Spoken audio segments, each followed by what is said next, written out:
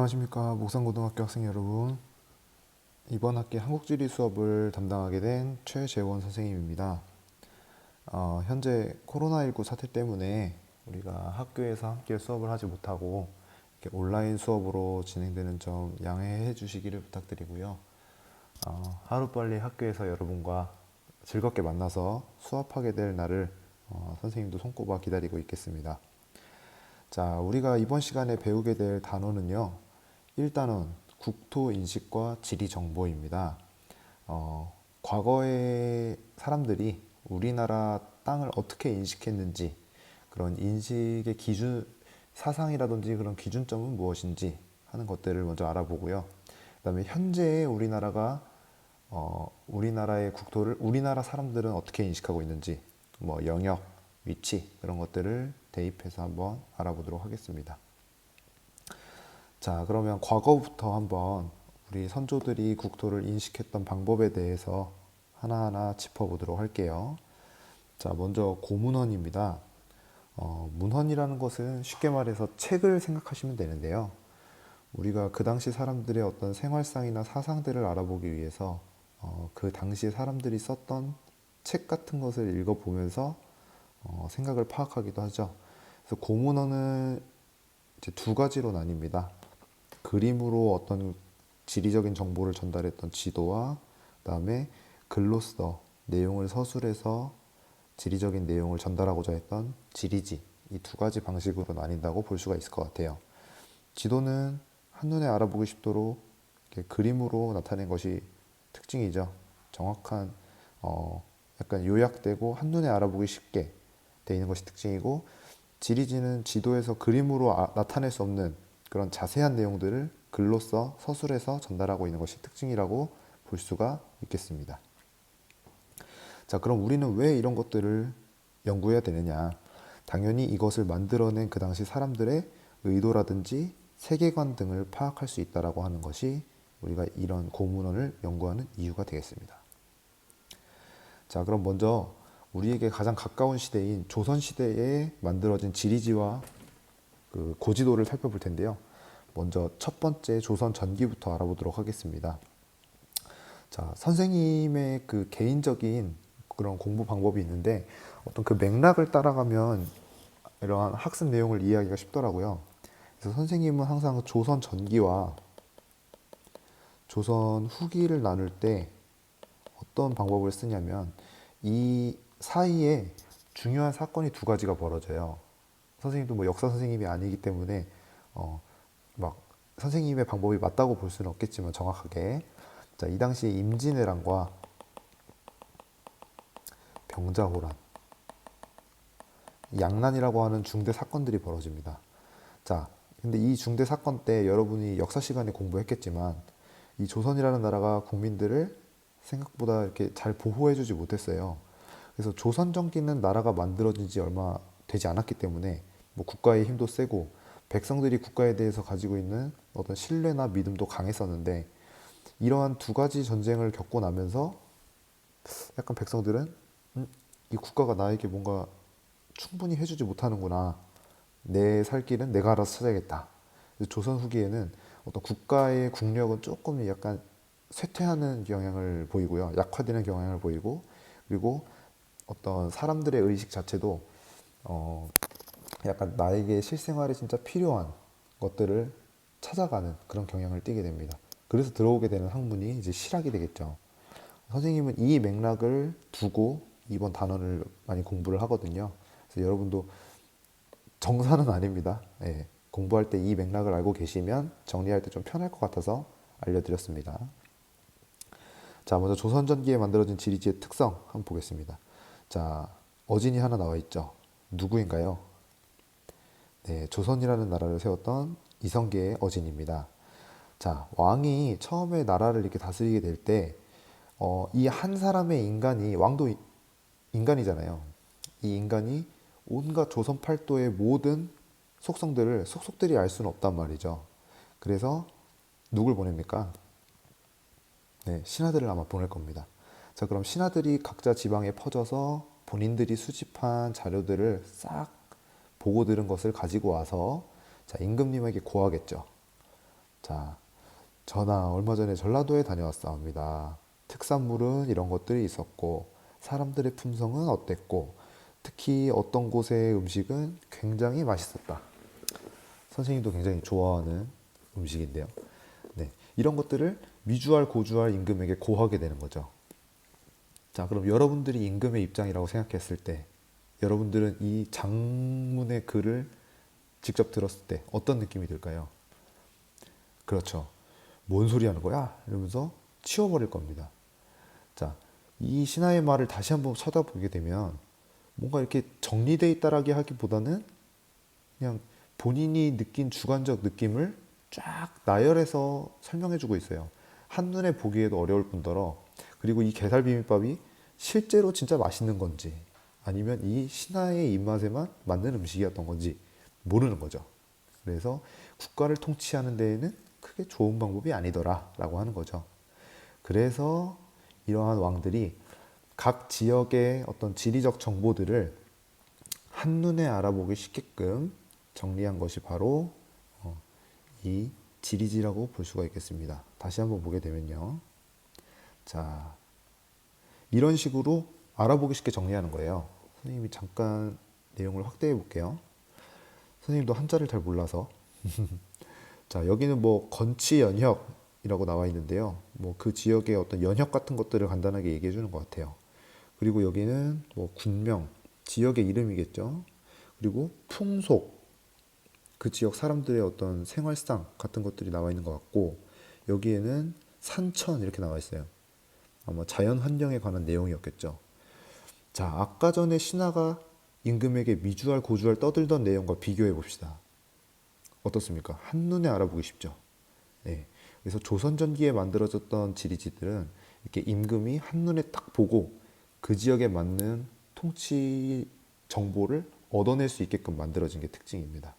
네, 요거 잘 알아두시고 넘어가겠습니다.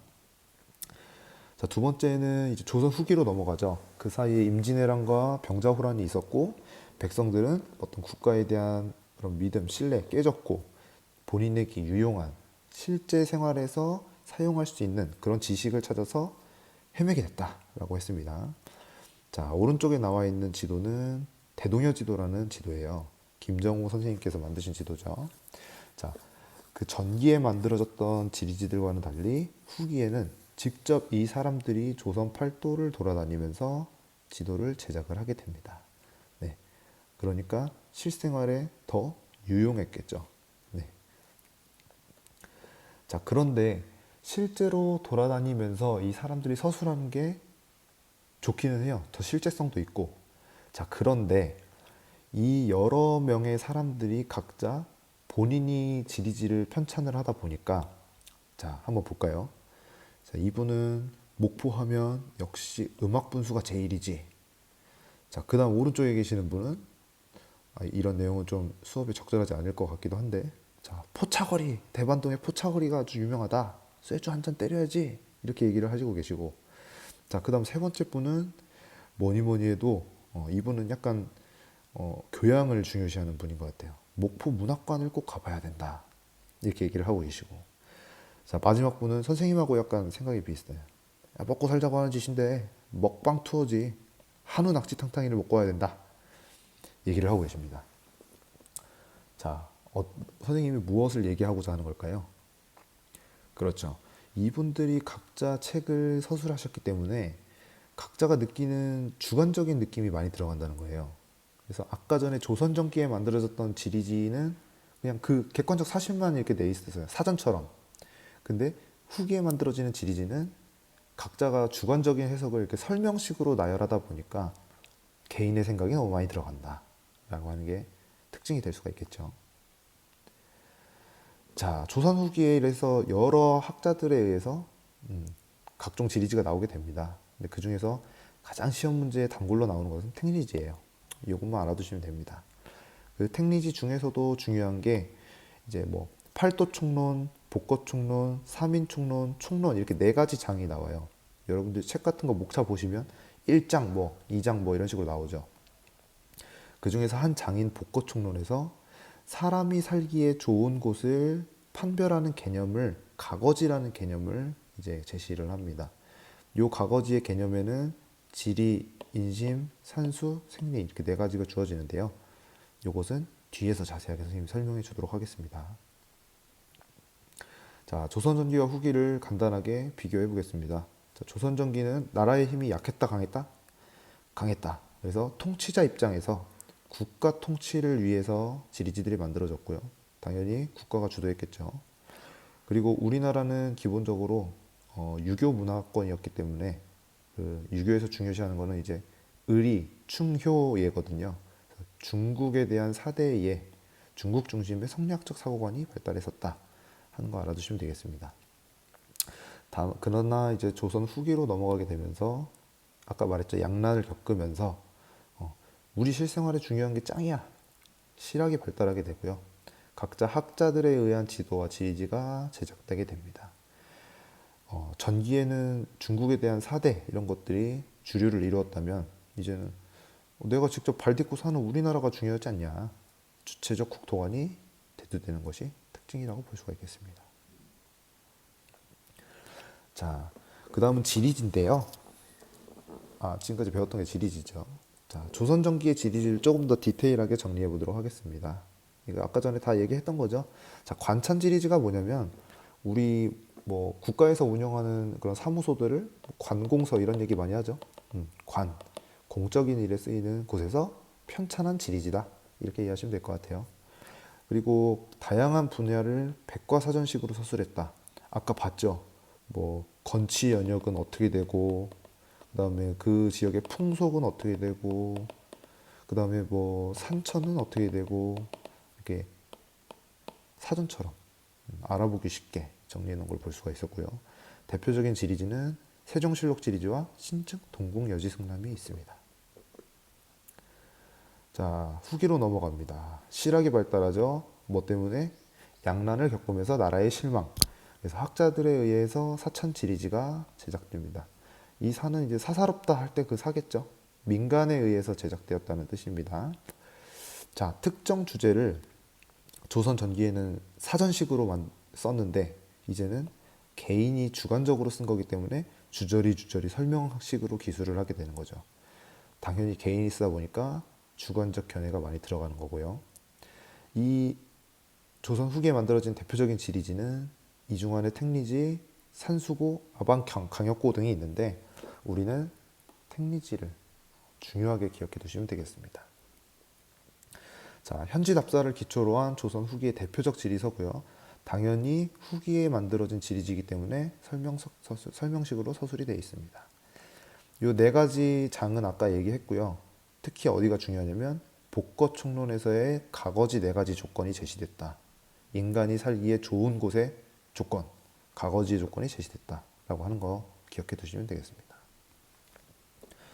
자, 다음에 제시되는 표가 바로 복거총론에 있는 가거지의 네 가지 조건입니다. 자, 지리, 산수, 인심, 생리 이렇게 네 가지 조건이 제시가 되고 있는데요. 자, 먼저 첫 번째 지리부터 살펴보게 되면 자, 풍수지리상의 명당에서 살아야 한다라고 하는 게 바로 지리 조건이 되겠습니다. 선생님이 아직 설명은 안 했지만 그냥 뭐 중요하진 않은데 간단하게 얘기하면 여러분들 뭐 배산임수라든지 자청룡 우백호 이런 말 들어봤나요? 이게 바로 이제 풍수지리에서 주로 쓰이는 그런 명당의 조건인데, 자, 배산임수라고 하는 것은 뒤에 산이 있고 앞에는 물이 흘러야 된다는 얘기입니다. 네. 그리고 자청룡 우백호는 이게 뭐 실제로 진짜 뭐 동물을 얘기하는 게 아니에요. 이 가운데를 둘러싸고 있는 작은 산줄기를 얘기하는 거죠. 요 가운데에 있는 것이 명당이다 라고 보는 것이 풍수지리입니다. 자, 그럼 여러분들이 이 가운데에 있는 공간에 살고 있다고 상상을 한번 해봅시다. 어떨까요? 자, 산이 병풍처럼 이렇게 막아주기 때문에 뭐 뒤쪽에서 불어오는 어떤 바람 같은 것도 막아줄 수 있고 다른 지역에서 쳐들어오는 적 같은 것도 방어하기 쉬울 겁니다. 그리고 넓은 들판에서 농사를 지으면서 앞에 흐르는 강에서 물을 다져다가 쓸 수도 있는 거죠. 농사 짓기에 좋고 바람 막아줘서 좋고 외적의 침입도 막아줘서 좋고, 그래서 이런 것들을 명당으로 보는 거죠. 어떤 사상적 기반에 의해서 여길 명당으로 볼 수도 있겠지만 실제 실생활에서도 유용했다라고 하는 겁니다. 네, 이건 나중에 수업 시간에 한 번 더 선생님이 자세하게 설명을 해줄게요. 좌우간 지리라고 하는 것은 명당 찾기, 이렇게 생각하시면 되겠습니다. 자, 두 번째 조건은 산수입니다. 매산의 물 숫자죠. 요건 읽을 수 있겠네요.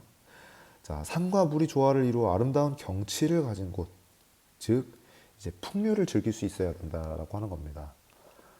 조선시대 때는 우리가 선비들이라고 해서 무조건 글만 읽는 것을 미덕으로 여기지 않았어요. 네. 이제 요즘 말로 감성이라고 하죠. 이렇게 경치 좋은 곳에 가서 술도 한 잔 따라서 먹고 쫙 멋들어진 경치 보면서 시도 하나 지어보고 그런 풍류를 즐길 수 있어야 지덕체를 갖춘 진정한 성인이다 라고 본 겁니다.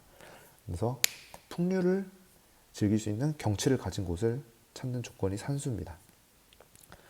세 번째는 인심이죠. 이것도 읽을 수 있어요. 사람인의 마음심.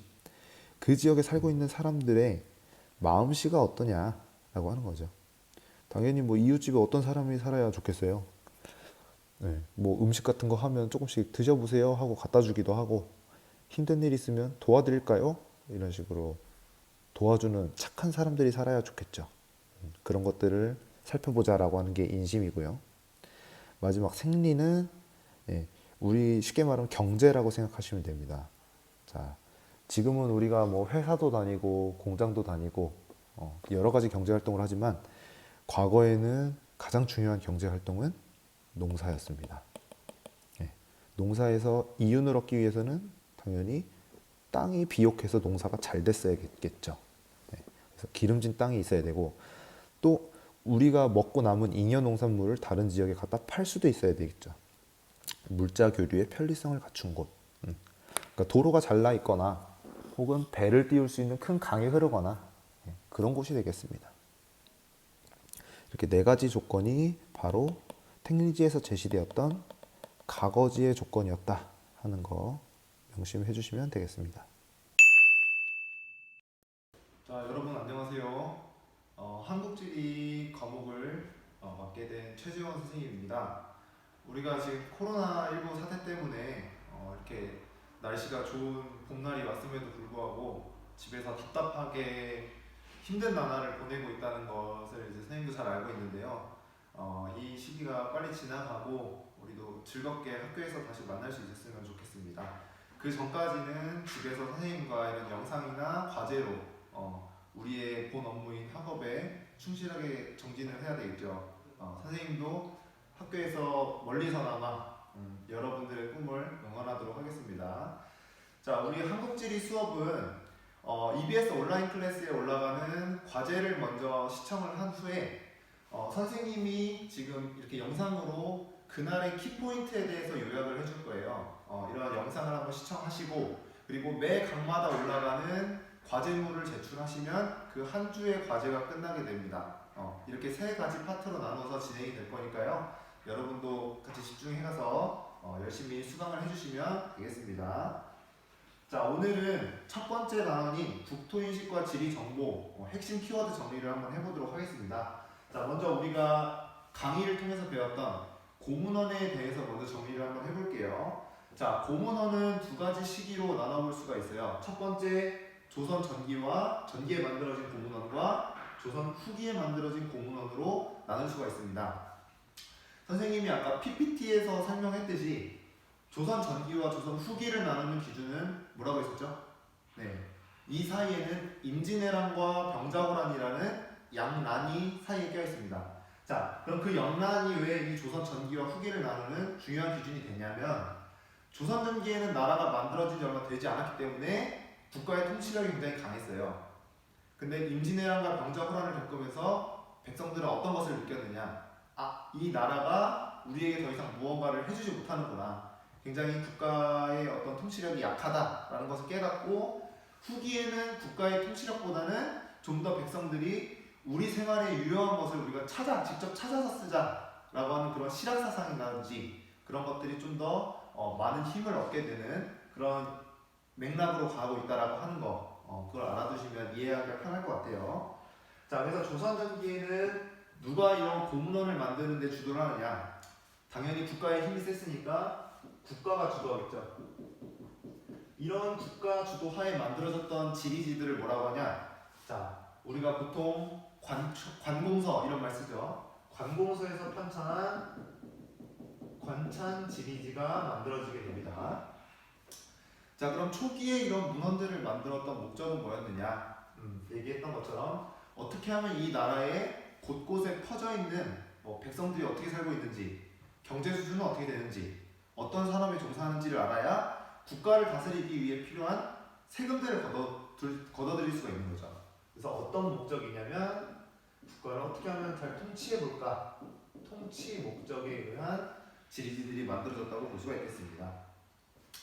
자, 그리고 이러한 문헌이 필요했던 사람들은 당연히 높으신 분들이었겠죠. 나라를 어떻게 하면 잘 다스릴 수 있을까를 그 문헌을 보고 알아야 되니까요. 그래서 우리가 어떤 지역을 파악할 때 가장 효율적으로 알아볼 수 있는 방법이 뭐냐면 그 지역의 이름이 나와 있고 사전식으로 나열되어 있을 때 가장 한눈에 알아보기 쉽겠죠. 그래서 임금님이라든지 고위직 관리분들이 알아보기 쉽게끔 어떤 식으로 만들어졌냐면 백과사전식으로 만들어졌다고 했습니다. 그래서 이 조선전기 때 만들어졌던 대표적인 지리지는 세종실록 지리지나 동국여지승남 이런 것들이 있다 알아두시면 되겠습니다. 자, 그래 아까 선생님이 얘기했던 양난, 임진왜란과 병자호란을 겪고 나서 이제는 국가에게 뭔가를 바라지 않아요. 우리에게 유용한 것을 찾아 개발하게 되는 거죠. 저 후기에는 누가 주도하느냐? 국가는 이미 힘이 약해졌습니다. 자, 민간에서 지리지 편찬을 주도하게 되는 거죠. 자, 관공서에서 편찬하는 것을 관찬이라고 했고 이제는 약간 민간에서 사사롭게 만드는 지리지잖아요. 그래서 이것은 사찬 지리지라고 표현을 하게 됩니다.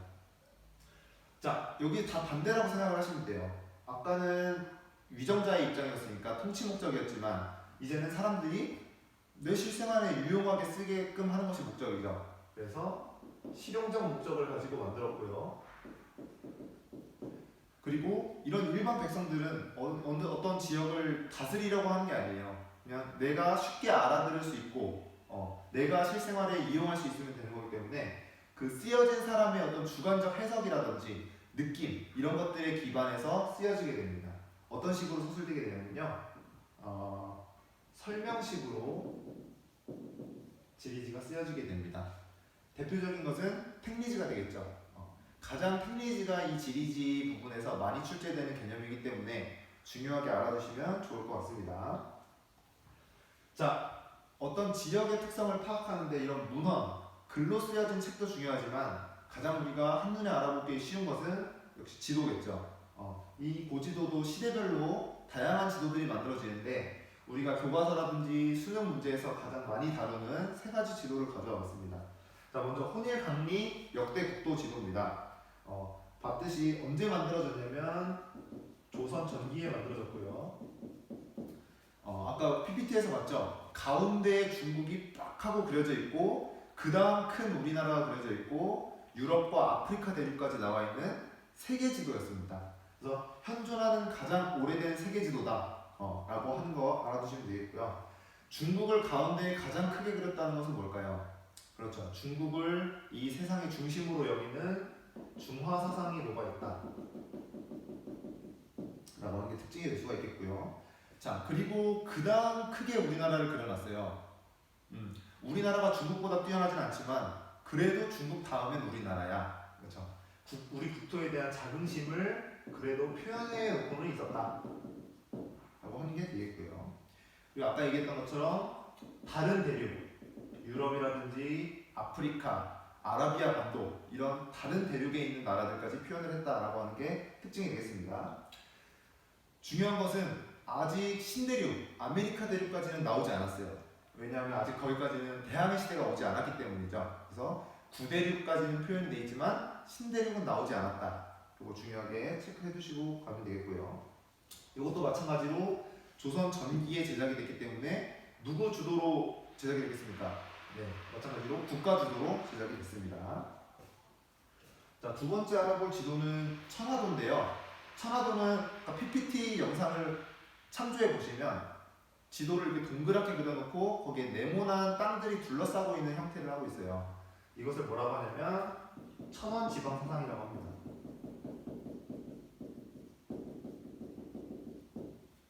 바로 풀이해 보면 하늘은 둥글고 땅은 네모지다 라고 느꼈던 거예요. 그 당시 사람들은 이렇게 생각을 했대요. 그래서 지도에도 그 사상이 그대로 녹아 있는 것을 볼 수가 있죠. 자, 천화도도 마찬가지로 지도의 한가운데 어떤 나라가 그려져 있냐? 그쵸? 중국. 그래서 이 지도도 마찬가지로 중화 사상이 녹아 있는 지도구나 라는 것을 알 수가 있습니다. 자, 그 다음 지도라는 것은 그 지도를 만든 사람의 세계관이 녹아있다고 했어요. 근데 이 천화도도 보시면 어떤 현재 실제하는 지명들이 아니라 도교라고 하는 종교에서 다루는 그런 상상의 지명들이 많이 들어가 있습니다. 그래서 이 지도는 도교적 세계관을 지니고 있고 그 다음에 상상의 지명들이 많이 표현되고 있다라고 하는 게 특징이 되겠습니다. 뭐 삼수국, 머리가 3개 달린 사람들이 사는 곳, 혹은 여인국, 남자가 아니라 여인들만 모여서 사는 곳, 이런 식으로 현재와 현실과는 좀 동떨어진 상상의 지명들이 나온다라고 하는 거 알아두시면 되겠습니다. 이 천화도는 혼일감리 역대국도 지도와는 다르게 민간에서 제작한 지도입니다. 자, 그 다음 대동여 지도는 중요하게 보셔야 됩니다. 내신 문제든 수능 문제든 항상 한 문제씩은 꼭 출제가 되는 부분입니다. 자, 대동여 지도를 만든 사람은 고산자 김정호라는 분인데요. 당연히 관리가 아니었어요. 관리가 아닌 민간이 지도를 제작한 시기 어딜까요? 그쵸? 조선 후기. 국가의 영향력이 많이 좀 약해져 있을 때 본인이 직접 조선 팔도를 돌아다니면서 지도를 만들게 됩니다. 조선 후기고요.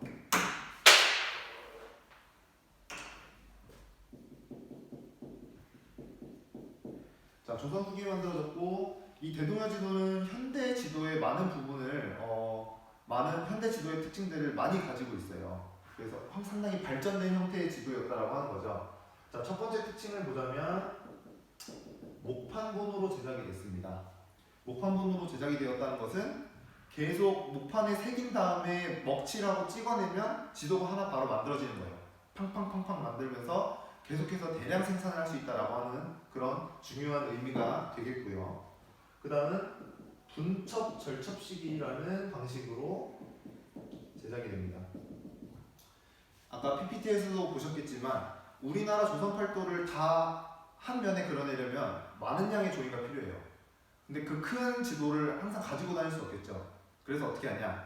가로로 먼저 자른 다음에 그 친구들을 착착착착 접어서 하나의 책으로 만듭니다. 네, 그래서 그 여러 개의 책 중에서 내가 갈 곳에 해당하는 부분의 책만 가지고 다니면 되겠죠. 네, 휴대성을 용이하게 하기 위한 방법이고요. 자, 그 다음 지도표라고 하는 것을 쓰는데요. 우리가 지도를 그릴 때 우리가 다니는 목상고등학교를 목상고등학교 이런 식으로 표시를 하게 된다면 뭐 우리 학교에는 벚꽃이 많으니까 벚꽃을 그려놔야지 하게 되면 모든 학교에 어떤 통일된 특성이 없겠죠. 벚꽃이 없는 학교도 있을 거고. 그래서 우리는 이런 식으로 통일해서 학교라는 기호를 쓰잖아요. 요것과 마찬가지로 이 대동여 지도에도 통일된 어떤 기호 체계를 지도표라는 형식으로 나타냈다 라고 하는 거죠. 자, 그 다음 직선과 곡선이 나오게 됩니다. 여기서 얘기하는 직선은 사람과 물자가 이동하는 도로를 이야기하게 되고요. 곡선은 물이 흐르는, 굴비쳐서 흐르는 하천을 얘기합니다. 자, 근데 곡선 하천에 있어서 중요한 점은 한 줄기의 곡선이 있고 두 줄기의 곡선이 있게 되는데요. 한 줄기는 그냥 흐르는 하천이에요. 근데 두 줄기의 하천은 뭐냐면 이 당시에 물자 수송의 가장 큰 부분을 차지했던 수운이 가능한 하천, 배로 사람이나 물자를 실어 나를 수 있다는 거죠. 그게 가능했던 곳은 쌍곡선으로 표시됐다라고 하는 점 알아두시면 되겠습니다. 자, 그 다음 중요한 점은 이제 방점이라는 건데요. 방점은 이 직선 도로에 표시가 됐어요. 우리가 어느 지역을 가보자 할 때 미리사 지도로 어느 정도 거리가 어느 정도 되는지 가늠을 해볼 수 있잖아요. 그래서 심리마다 방점을 찍어서 거리를 가늠해 볼 수 있도록 한 겁니다. 현대지도의 축척이라는 개념에 해당하는 개념입니다. 자, 마지막은 이제 말 그대로 국가 주도가 아닌 민간 주도로 제작됐다는 거 알아두시면 되겠습니다.